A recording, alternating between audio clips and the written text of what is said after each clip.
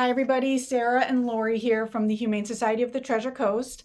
We've been getting a lot of questions about this hoarding case, and there's a lot of different information out there, some accurate and some inaccurate. So we wanted to make this video real quick and give you guys the facts of what's going on and also how you can reunite with your pet.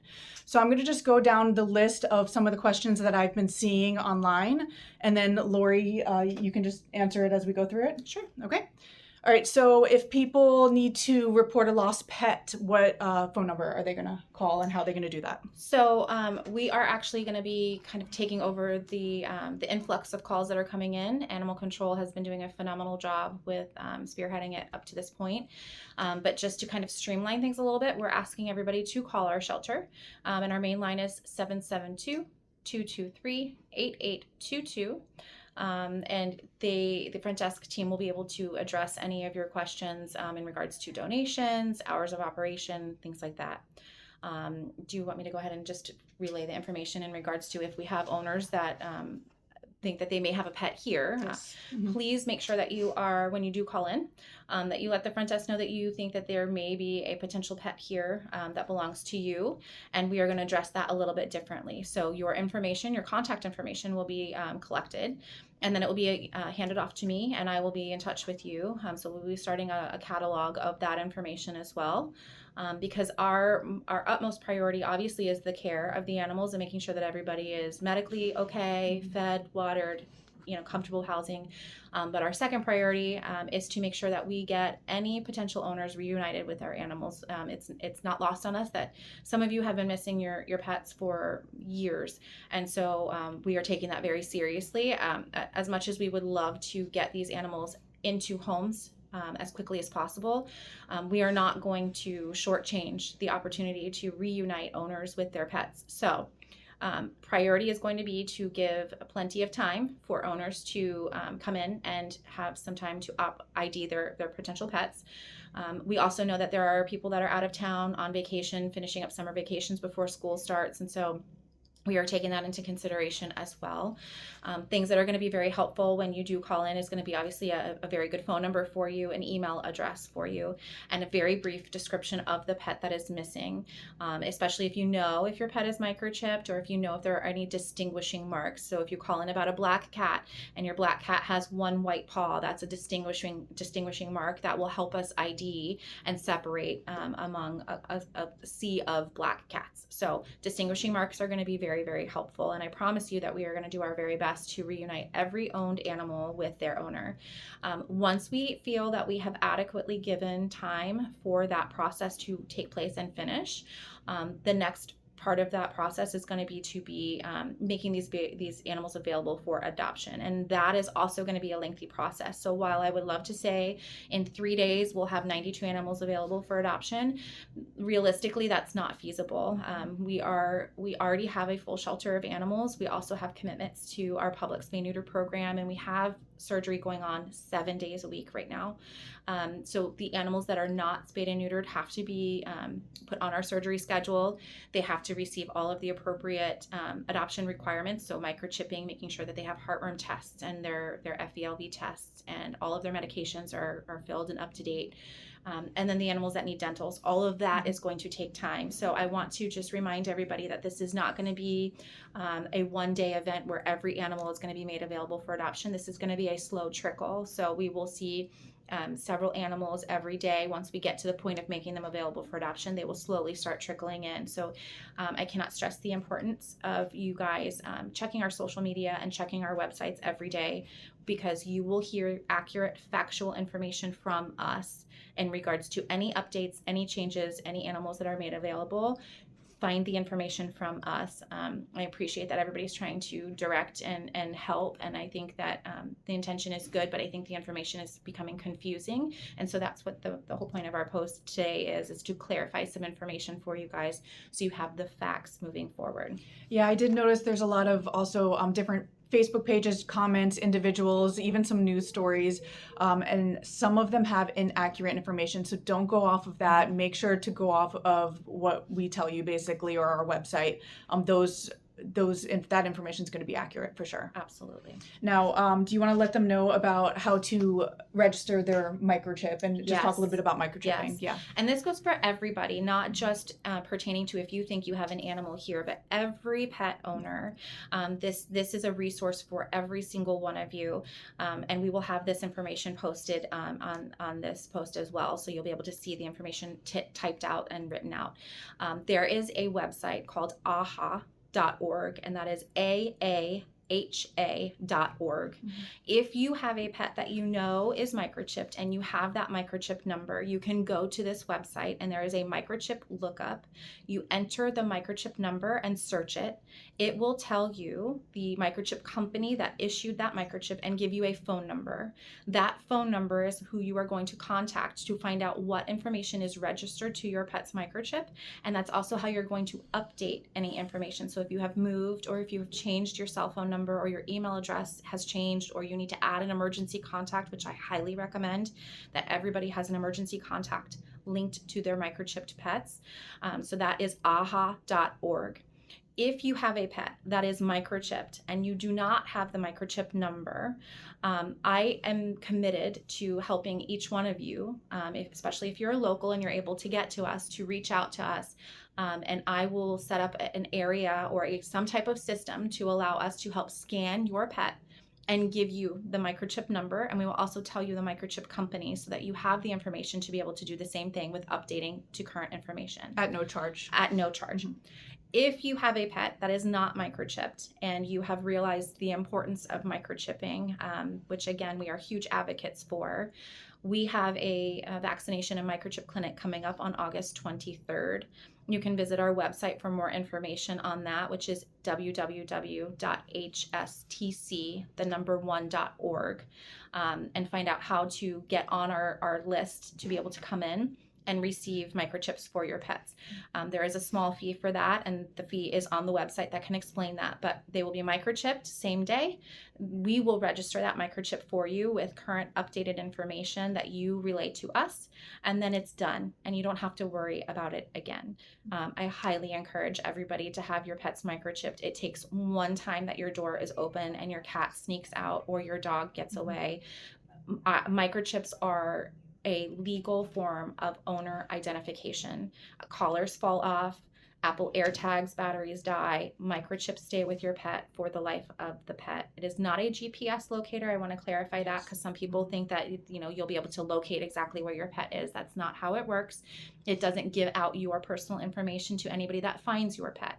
It is just an identifying marker that your information goes into a database with confidentiality on the other side of that. So vet practices, animal shelters, that we are able to link up, and animal control officers are able to link up with the owners and match those animals back up with their owners. So just to clarify that as well. And do you know how many animals we got that had microchips that weren't registered? Do you know the number? I think our total was 12 animals had microchips, and of those 12, 6 were registered. And of those 6, my understanding is 2 were registered with current information. So the other 4 that were registered had disconnected phone numbers, email addresses that were no longer in service, and the owners did no longer live in those addresses. So it's kind of a dead end for us at that point. Yeah, and if you decide to update your microchip, we've already scanned everybody, so please let us know if you go on the back end and you update your microchip. Give us a call, let us know so we can rescan and everything, right? Absolutely. Yeah. And if you know that your pet has a microchip and oh my gosh, I have a cat that was microchipped and it was never registered, still let us know that microchip, because we have the microchip number, and that is also a way that we can match you up. So if you have the microchip number on file somewhere in a medical record or a vet record or an adoption packet, you can use that even if it has old information that was never updated, because that microchip is always going to stay with the animal. So even though our contact information that we have for you on file is not up to date, the microchip number is the same. All right. And so we have some return to owner blocks that we want to schedule, right? If people want to come in and walk through. So we want to talk a little bit about that. Yes. So our first time block that we have set up is for tomorrow, Friday. And that is the 24th. So Friday the 24th from 10 a.m. to 2 p.m. And this is specifically, I want to stress this is specifically for potential owners to ID and reunite with their pets. This is not an open time block for the public to come in and look at the animals and potentially try and pick out an animal to adopt. That's not what this time block is for. We are prioritizing trying to reunite owners with their missing pets. And so that's what this first block is for. Once we have an abundance of animals that have been cleared and we know are without owners, we will open up additional time blocks in the future, and those will become available on our website and on our Facebook page and our social media pages of when you can come in and start looking at animals for adoption. With that being said, I want to remind everybody we're currently under a major construction renovation project. We are at half capacity with our kennel space, and we are full. And that was prior to this hoarding situation coming into us. So I encourage you, if you are feeling the pull to adopt, if you are feeling the nudge to help an animal, please don't wait for these hoarding animals, this hoarding case, for them to become available. We are in dire need of adopters to come in and free up kennel space so that when these animals are cleared and are ready for adoption, we can move them out of the crates that they're in and put them on our adoption floors.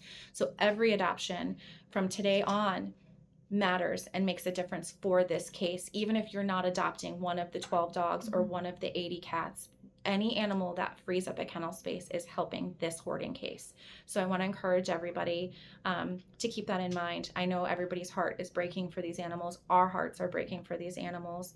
But we have a lot of animals that are waiting their turn to find their loving homes. And by freeing up that space, you are helping in an immense way. So I want to encourage everybody to remember that. Another big need that we're going to need, and we need that right now, is our working cat program. We currently have 12 working cats available for adoption. And for anybody who's not familiar with our working cat program, we used to refer to this as our Barn Buddy program. And so if you've heard of that in the past, it is the same program, but you're not required to have a barn. If you have land, if you have a warehouse, if you have the ability to provide shelter to an animal, a cat, that would benefit from an indoor-outdoor lifestyle or an outdoor-only lifestyle. We have an abundance of these cats. These cats are also currently taking up kennel space. So we have 12 currently available for adoption prior to this case, and we are anticipating a significant amount more once these animals are cleared and ready for adoption from the hoarding case, that are not going to be our typical house cats. They still deserve a loving second chance and an opportunity to have a good life. And so we are asking that you guys, if you have the ability to do that, to please reach out to us. We have an immediate and a very large need for this. And this is not, you are not required to be a Martin County resident to be able to take a working cat. You can be in any county. If you have property out of state and you have the ability to transport them out of state, we encourage that as well. The adoption fee for working cats is $0. It's $0. And it's we free. usually try to adopt them out in pairs, correct? We do. We try to adopt out in at least pairs of 2, so that everybody goes with a buddy. But you can take as many as you feel that you can provide good care for. So huge need for us right now is the working cats. Yes, and in regards to our adoptable pets and our working cats, you can see them online at hstc1.org/adopt. So if you go to our website, it'll just say view all adoptable pets. The working cats, the profile picture is going to say working cat on there. So you'll be able to see, sometimes we also have photos, we'll also be able to see the age and generic details as well. Right. Right. Yeah. So a lot of people have been asking, when are we going to be posting pictures, if or when we're going to be posting pictures of these cats so they can try to ID them through the pictures? Yes. So this is a huge undertaking, and we are working hand in hand again with Animal Services. We have several pictures of these animals from the moment that they came in for intake up until, just yesterday and this morning. So we are diligently trying to find the best way to catalog each animal and the location in the kennel and the crate that they're in so that we can appropriately match up potential owners with these animals. Some of the animals are still hiding in their dens and under their beds, and so we're trying to respect their stress levels and their space. But we have not forgotten about this. It's just a huge undertaking, and so I want to make sure that we are not just posting pictures and then not having a way to match up owners with those pictures. So we're being very thoughtful in how we're doing that. But the moment that we have that ready to go, we will post that all over our social media page so that you guys can have a visual, for, especially for those of you that are out of town and unable to physically come in here. If you see a cat that potentially matches your lost pet, you'll be able to reach out and let us know. Number 12, I believe that is my cat. So it's a process, and it's an important process, and we want to do it right. So we are taking our time to figure out the best way to do that with causing the least amount of stress to these animals that have been through so much. And the return to owner block for tomorrow from 10 to 2, Friday from 10 to 2. I just want to remind everybody, these cats are very, very stressed. They're in our building. We're trying our best to give them all the love and care, and we're trying to make sure that it's very quiet. We're trying not to overwhelm them with a lot of people walking through. Okay. So if everybody shows up, let's say all at once, we might have 50 people at our door right at 10 o'clock. We're only going to be allowing a couple of people in at a time to do walkthroughs. We also have limited staff that can help people with walkthroughs. So some people might be waiting outside for a little while. So we just ask for your patience as we try to get through and help everybody. Absolutely. Yeah. Okay, so how can people help us? You already mentioned adoption, fostering. I know we've gotten a ton of applications, specifically for people that want to foster small dogs. So we have a lot of people willing to do that. We actually need fosters for our current large dogs. Absolutely.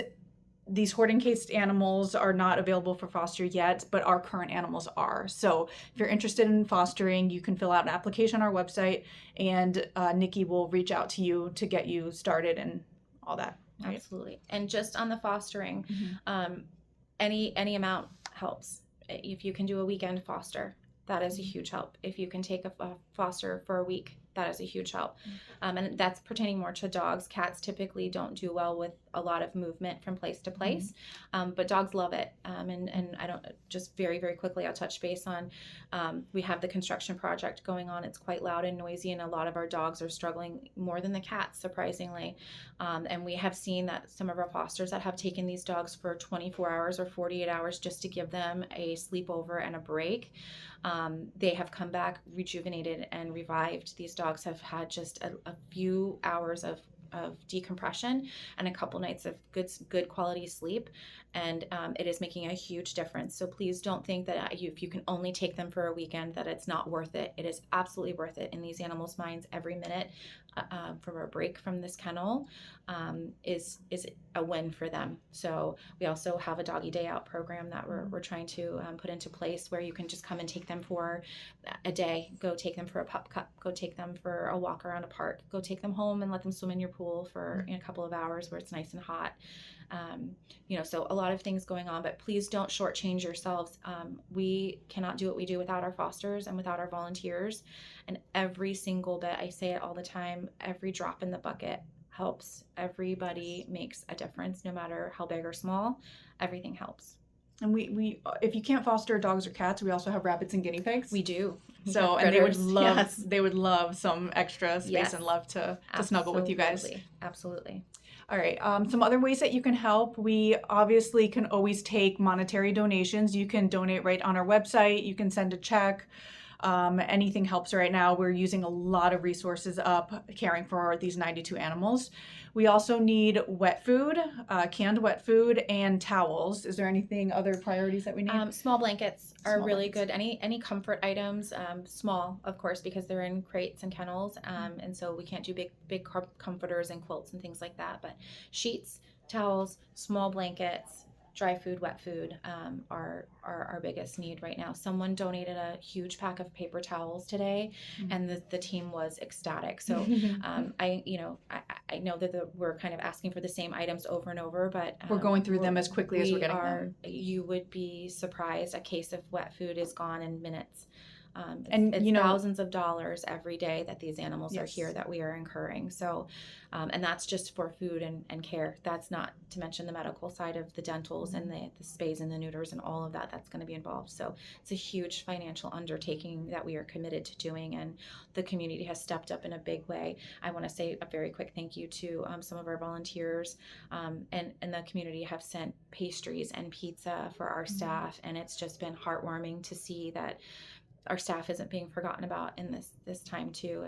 This is a hard time for all of us, and I'm super proud of our team for really just sticking with it. And everybody has had such great attitudes, and our community has been absolutely amazing. It's been unbelievable. I could not Yeah. be more proud of the Martin County community and the support that we have seen. And it's not just coming in from Martin County, it's coming in from all over the state. We're having Amazon orders. We had an Amazon truck come the other day and we filled up It's half stacked. of his truck. I mean, and it was stacked. it was a really beautiful sight to see. And so I want to just say an enormous thank you to each and every person, from $1 to one can of food to anything that you have sent and shared. It has not gone unnoticed, and it will absolutely be used and appreciated. These animals, you can tell they are calm and they are at ease, Yes. and we are committed to keeping that, and that's why we talk about the stress levels and trying to keep that low. So thank you to all of you who have felt the need to help. We couldn't do what we are doing without each and every one of you. So Absolutely, thank yeah. you so much. All right, and I think that's all the questions, right? Is there think anything so, we're yeah. missing? I don't think so. Like I said, if you can always reach out to our shelter, Humane Society of the Treasure Coast. Phone number 772-223-8822, and we will help direct your questions and concerns, or any information that you might need. But please keep checking our social media every day for the most recent updates and from the facts from us on how you can help and how we can help you. All right. Thank you. You Thank you got guys it. for watching. Bye, Thank you for everybody. all your Thank support. you so much.